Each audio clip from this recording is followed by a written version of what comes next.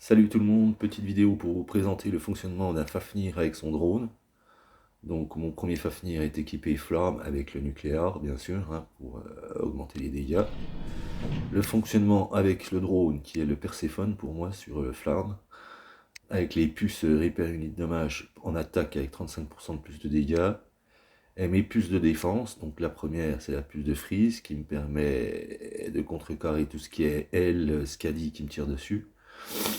Et la puce classique Repair Unit qui me donne 80 points de défense en plus quand j'appuie sur l'Advanced. Et bien sûr la puce classique Middle Damage Absorber. Donc on va voir ça en fonctionnement dans une game.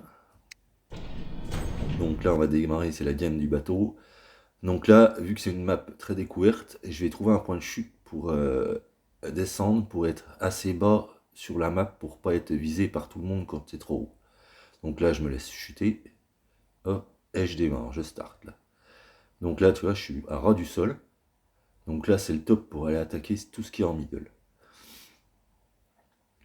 Donc là, j'attends un peu que tout le monde arrive. Hop. Donc Flamme, j'utilise en première partie parce que je peux agresser tout ce qui est shell, revenant. C'est vraiment le super montage hein, pour vraiment taper du tank.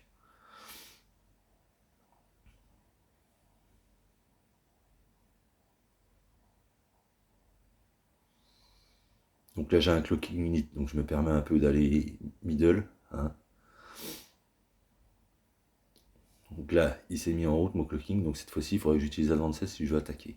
Donc là, je vais rentrer à nouveau, là j'utilise Advanced pour attaquer, pour tenir bien le choc. Et là, j'agresse un revenant, hein, et là, je recule parce que mon Advanced n'est plus opérationnel.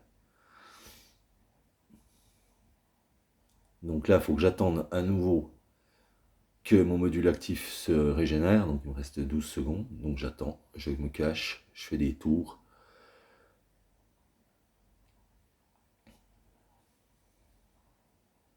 Donc là, il est à nouveau opérationnel. Donc je vais rentrer à nouveau dans la map pour attaquer.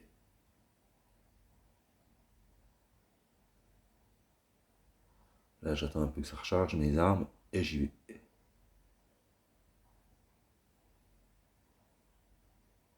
J'ai utilisé mon Advanced là pour, vu que je me suis exposé, j'ai appuyé sur mon plus pour éviter de prendre trop de dommages.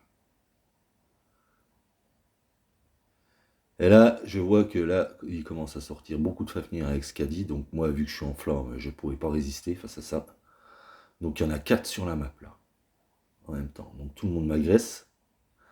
Donc moi, je vais ressortir mon Fafnir Scadi.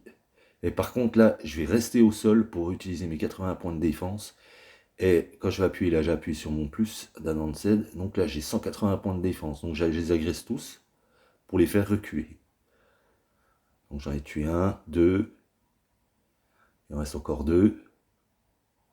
Donc je reste au sol là. Tu vois, je me fais agresser au fond.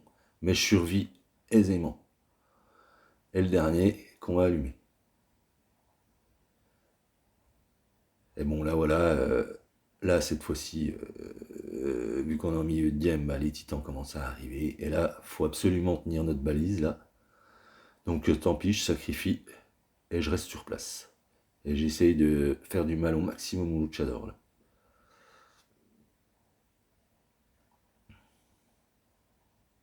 Donc on lui a bien mis dessus là.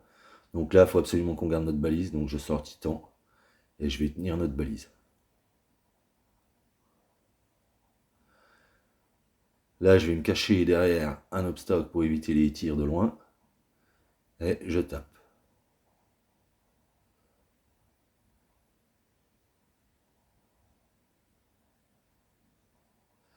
Voilà un peu le fonctionnement des Fafnir, comment il faut les utiliser.